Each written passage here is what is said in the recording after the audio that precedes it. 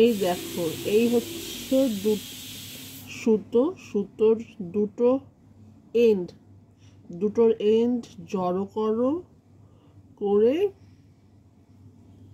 এখানে স্টিক করো।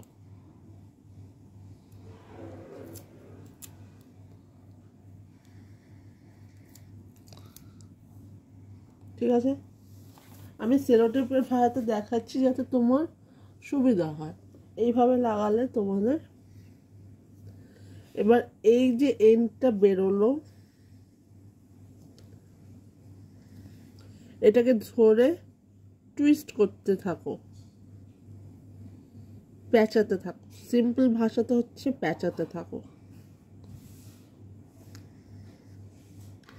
কতক্ষণ প্যাঁচাবো? যতক্ষণ না এই কর্ডটা গুটি আসছে। টাইটলি ধরবে, দেখতেই পাবে এখানটা চেঞ্জ হতে থাকবে, চেঞ্জ হয়ে জিনিসটা গুটি আসবে।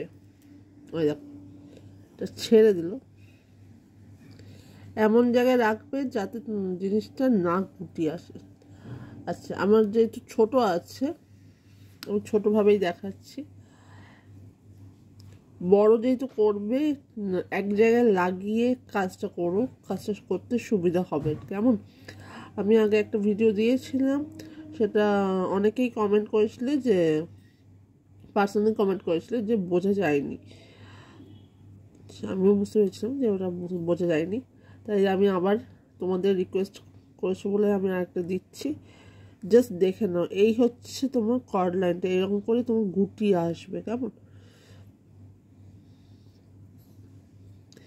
একদিকটা শক্ত করে ধরে থাকবে যাতে কোনোভাবেই লুজ না হয়। লুজ হলে কিন্তু হবে না, এটা লুজ হলে কিন্তু হবে না, বারবার করে বলে দিচ্ছি। এটা ভালো করে প্যাঁচাও। যে কাউকে বলো ধরতে, বাবা মা ভাই বোন যে হাতের কাছে আসছে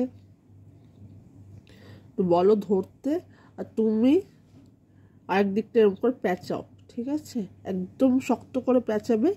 প্যাঁচানোর পর দুটো মোড়কে একসাথে করে নেবে। ঠিক আছে, দুটো মোড়কে একসাথে করার পর জাস্ট ছেড়ে দেবে।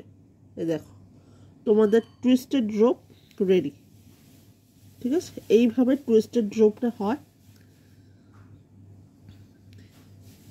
আশা করি বোঝাতে পেরেছি।